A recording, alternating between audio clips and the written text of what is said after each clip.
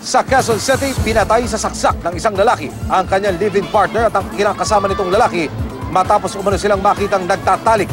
Narito ang report ni Von Aquino.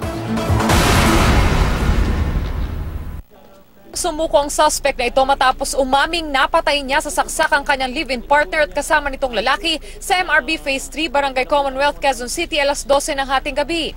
Ayon sa saksi, mag-alas 12 ng hating gabi na makita niya ang suspect na si Bernardo Tolitol na kumakatok sa kanilang bahay. Nakita ko yan nung dumating yung tunay na asawa. Kumakatok ng malakas sa pinto, patay ang ilaw. Nung bumalik kami ng kasama ko, bukas na yung pinto, pumasok na yung lalaki. So, alam ko na asawa niya yun, kaya hindi na namin siya pinansin. Kwento naman ni Tolitol na galing pa umano ng probinsya, hindi sumasagot sa mga tawag na sa telepono ang kinakasamang si Marilu Bulat-Ag.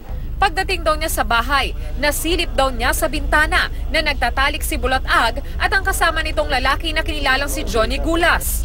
Nagbihis muna raw ang dalawa bago buksan ni Bulat-Ag ang pinto. Nang pagbuksan siya ng pinto, dito na umano niya napatay ang dalawa. Pagbukas, sinuntok ako dito. At saka sinaksak ako ng gunting itong sugat ko. Ito. Ala ako gunting, sinaksak ko silang dalawa, ganyan. Itinurn over na ng barangay sa police station ng suspect. Von Aquino, GMA News.